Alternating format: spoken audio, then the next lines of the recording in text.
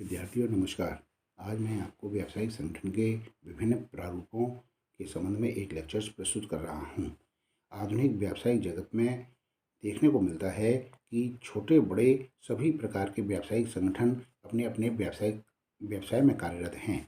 किसी व्यवसाय को केवल एक ही व्यक्ति चलाता है तो अन्य व्यवसायों को कई व्यक्ति मिलकर उसे साझे के रूप में चलाते हैं और कुछ व्यवसाय संयुक्त पूंजी वाली कंपनियों के रूप में संचालित किए जाते हैं। इस संबंध में एक यह कहा जा सकता है कि किसी व्यावसायिक संस्था के वैधानिक एवं सामूहिक के प्रारूप जैसे एकांकी, साझेदारी, सहकारी कंपनी को ही व्यावसायिक संगठन का प्रारूप कहते हैं। व्यावसायिक संगठन के विभिन्न प्रारूप हैं, जैसे एकांकी व्यवसाय। एकांकी व्यवसाय संस्थान एक ही व्यक्ति के द्वारा संचालित की जाती है। वही व्यक्ति उसमें पूंजी लगाता है, उसका प्रबंध करता है, उसकी जोखिम उठाता है तथा समस्त लाभ एवं हानि के प्रति अकेला उत्तरदायी होता है। नंबर 2, संयुक्त हिंदू पारिवारिक व्यवसाय। यह व्यावसायिक संगठन का वह प्रारूप है जिसका नियंत्रण परिवार का मुखिया स्वयं करता है तथा उस परिवार के सभी सदस्य उस मुखिया के नियंत्रण में कार्य करते हैं और व्यवसाय चलाते हैं। व्यावसायिक संगठन का यह प्रारूप केवल भारत में ही पाया जाता है। व्यवसाय के प्रबंध की समस्त व्यवस्था मुखिया के हाथों में होती है। सामान्यतः घर का सबसे श्रेष्ठ ज्येष्ठ व्यक्ति होता है। ऐसे प्रारूप में मुखिया को ही निर्णय लेने, ऋण लेने और व्यावसायिक व्यवहार करने का उत्तरदायित्व होता है। नंबर 3, साझेदारी।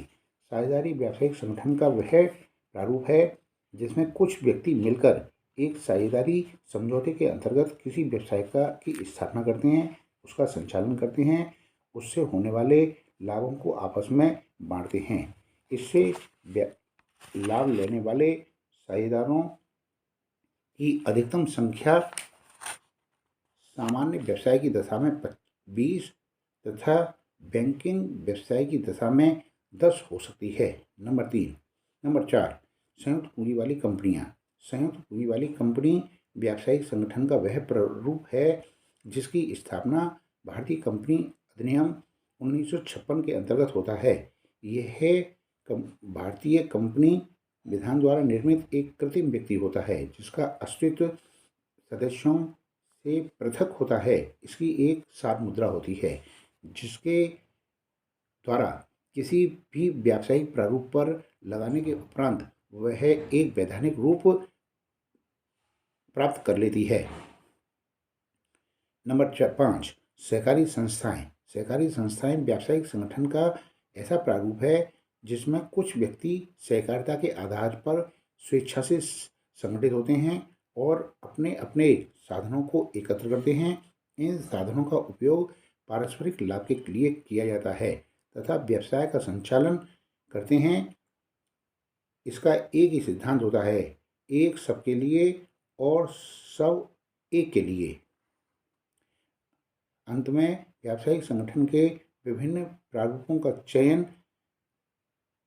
करते समय क्या क्या महत्वपूर्ण बातें होती हैं उनको ध्यान देना आवश्यक तो होता है। जैसे नंबर 1, संगठन की सरलता। नंबर 2, पूंजी प्राप्ति में सहायता। नंबर 3, ऋणों का दायित्व। नंबर 4, प्रबंधकीय अधिकार। नंबर 5, सामूहित्व का हस्तांतरण। नंबर 6, विस्तार की संभावनाएं। नंबर 7, भौगोलिक कार्यक्षेत्र। नंबर 8, कार्य में परिवर्तन। नंबर 9, राजकीय नियंत्रण और नंबर 10, कर। इसके साथ ही हम आप